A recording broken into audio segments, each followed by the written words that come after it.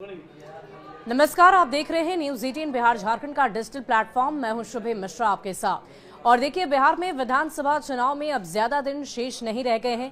लगभग 8 से 9 महीने के भीतर बिहार में विधानसभा के चुनाव होने हैं। और इसी विधानसभा चुनाव के कुछ महीने पहले बिहार में आज मंत्रिमंडल का विस्तार हुआ।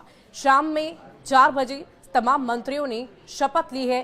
कैबिनेट विस्तार में बीजेपी के 7 विधायक मंत्रिमंडल में शामिल हो गए हैं। यानी कि इस मंत्रिमंडल विस्तार में जेडीयू का एक भी विधायक मंत्री नहीं बनने जा रहा है। ताजा विस्तार में जातीय समीकरण का खास असर देखा जा रहा है।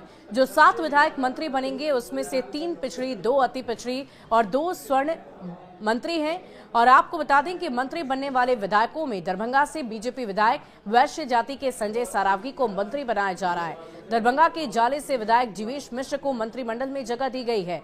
नए मंत्रियों में कृष्ण कुमार मंटू, कुर्मी जाति से मोतीलाल प्रसाद, तेली जाति के राजू सिंह, राजपूत समुदाय से विजय कुमार मंडल, केवट समुदाय से सुनील कुमार कुशवाहा जाति से आते हैं। और सवाल है कि चुनाव के ऐन पहले नीतीश सरकार के मंत्रिमंडल को विस्तार करने की आखिर क्या जरूरत पड़ गई?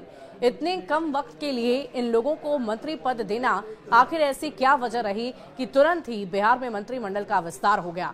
दरअसल बिहार में मंत्रिमंडल विस्तार काफी समय से लंबित चला आ रहा था, टलता जा रहा था। 11 से 12 महीनों में ये अटकलें लगाई जा रही थी कि जल्द से जल्द कैबिनेट का विस्तार हो जाएगा। लेकिन अभी हाल ही में चर्चा हुई कि अब जाकर मंत्रिमंडल का विस्तार खरमास के बाद होगा। और अब खरमास बीत गया, 1.5 महीने के वक्त बीत गए और अब बजट सत्र भी आने ही वाला है। ये मौजूदा सरकार के लिए सबसे बड़ा सत्र होगा और इसके बाद सरकार के लिए ऐसा सत्र और कोई भी नहीं होने वाला है, क्योंकि अक्टूबर और नवंबर में चुनाव होने हैं। तो आपको बता दें कि बिहार का बजट सत्र 28 फरवरी से शुरू हो रहा है और इस बजट सत्र में सरकार पूरे दमखम के साथ जाना चाहती है और एकजुटता अपनी प्रदर्शित करना चाहती है।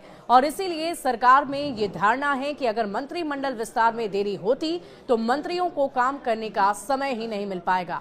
इसीलिए सरकार इन 7 से 8 महीनों का इस्तेमाल कर नए मंत्रियों को काम करने के लिए देना चाहती है।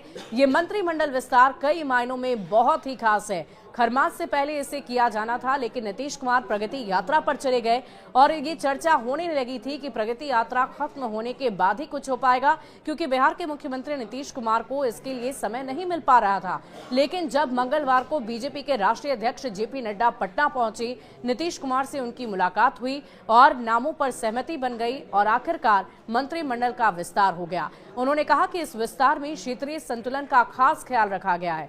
बिहार में कुर्मी को जेडीयू का वोट माना जाता है, लेकिन बीजेपी ने इस बार कुर्मी मंटू पटेल को मंत्री पद का मौका दिया है। सम्राट चौधरी के रूप में कुशवाहा समुदाय का नेतृत्व पहले से ही मंत्रिमंडल में है, लेकिन एक और कुशवाहा सुनील कुमार को भी मौका दे दिया गया है। इस तरह से बीजेपी ने लव कुश दोनों ही समीकरण को साधने की पूरी कोशिश की है।